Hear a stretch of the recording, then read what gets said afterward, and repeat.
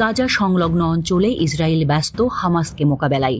অন্যদিকে দেশটির উত্তরাঞ্চলে ফিলিস্তিনের মিত্র হিজবুল্লাহর সঙ্গেও শুরু হয়েছে সংঘাত। পৃথিবীর জনমতকে উপেক্ষা করে ইসরায়েল যখন ফিলিস্তিনি হত্যাযজ্ঞ অব্যাহত রেখেছে, তখন তাদের পরম মিত্র যুক্তরাষ্ট্রের পররাষ্ট্রমন্ত্রী অ্যান্টনি ব্লিংকেন গুরুত্বপূর্ণ একটি কথা বলেছেন। গত 1 জুলাই তিনি বলেন, গত অক্টোবর থেকে ইসরায়েলের বিরুদ্ধে হিজবুল্লাহর ক্রমাগত আন্তঃসীমান্ত আক্রমণের কারণে ইসরায়েল তার দেশের উত্তরাঞ্চলে সার্বভৌমত্ব হারিয়েছে। ওয়াশিংটনের ব্রুকিংস ইনস্টিটিউটে একটি সাক্ষাৎকারে ব্লিংকেন বলেন, মানুষ তাদের বাড়িতে যেতে নিরাপদ বোধ করে না। নিরাপত্তার বিষয়ে কিছু না করলে মানুষ ফিরে আসার আস্থা পাবে না, বলেন তিনি। বাস্তব পরিস্থিতি হুবহু তাই। ইসরায়েলের উত্তর সীমান্ত ঘেঁষা জনগোষ্ঠীর প্রায় 60,000 ইসরায়েলি বাড়ি ফিরতে পারছে না।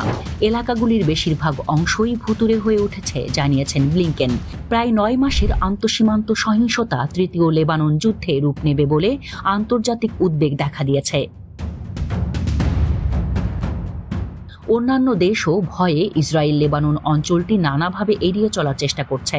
জার্মানির লুফথানসা গ্রুপ গত 1 জুলাই মধ্যপ্রাচ্যের এমন পরিস্থিতির কারণে বৈরুত থেকে 31 জুলাই পর্যন্ত রাতের ফ্লাইট বন্ধ করে দিয়েছে। লুফথানসা গ্রুপের একটি সহযোগী সংস্থা সুইস ইন্টারন্যাশনাল এয়ারলাইন্স লেবানন এবং ইসরায়েলের সীমান্তে রাজনৈতিক উন্নয়নের কারণে জুলাইয়ের শেষ পর্যন্ত তার বৈরুতে রাতের ফ্লাইটগুলোকে দিনের বেলায় সরিয়ে নেবে বলেও জানিয়েছে। ব্লিংকেন বলেছেন যে হিজবুল্লাহ এবং ইসরায়েলি ডিফেন্স ফোর্স একটি বড় যুদ্ধ বাঁধানোর দিকে ঝুঁকছে। সত্যিই কি কেউ একটি বড় যুদ্ধ শুরু দেখতে চায় না? ব্লিংকেন জানিয়েছেন, ইসরায়েলও নাকি যুদ্ধ চায় না, যদিও প্রয়োজনে তারা যুদ্ধে জড়ানোর জন্য প্রস্তুত থাকতে পারে। তিনি বিশ্বাস করেন না যে হিজবুল্লাহও আসলে যুদ্ধ চায়। তিনি বলেন, লেবাননও অবশ্যই যুদ্ধ চায় না, কারণ দেশটি এই যুদ্ধের প্রধান বলি হবে। তার মতে সর্বোত্তম বিকল্প হলো একটি কূটনৈতিক ব্যবস্থা, যার মাধ্যমে হিজবুল্লাহ ইসরায়েলের নিকটবর্তী সীমান্ত এলাকা থেকে ফিরে আসবে। যুক্তরাষ্ট্র এই কূটনীতিকে এগিয়ে নেওয়ার জন্য গভীরভাবে চেষ্টা করছে, বলেছিলেন ব্লিংকেন। ইসরায়েলের জাতীয় ঐক্য পার্টির প্রধান MK বেনি গ্যান্টোস লেবাননের সেনাবাহিনীকে হিজবুল্লাহর বিরুদ্ধে কাজ করা এবং ইসরায়েলের সীমান্ত থেকে দূরে সরিয়ে নেওয়ার জন্য আহ্বান জানিয়েছেন। ইউরোপিয়ান লিডারশিপ নেটওয়ার্কের স্পন্সর করা একটি ইভেন্টে বক্তব্য রাখার সময় বেনি গ্যান্টোস জোর দিয়ে বলেন, তিনি বাস্তবতার সাথে একমত হবেন না, কারণ এটি এখন তাদের উত্তরের অঙ্গনে চালিয়ে যেতে হবে।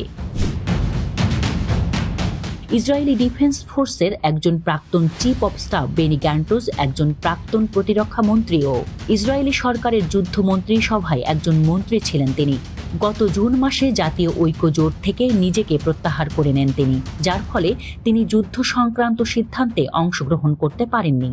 তিনি বলেছেন, তাদেরকে নিশ্চিত করতে হবে যে হিজবুল্লাহ থামবে, আর সংগঠনটিকে সিদ্ধান্ত নিতে হবে যে তারা ইরানি শাখা নাকি লেবাননের সংগঠন। সিদ্ধান্ত অনুযায়ী তাদেরকে মূল্য দিতে হবে। যুদ্ধকে যেভাবে অবশ্যম্ভাবী করে তোলা হয়েছে, তাতে করে কে যে মূল্য চুকাবে তা সময়ই বলে দেবে।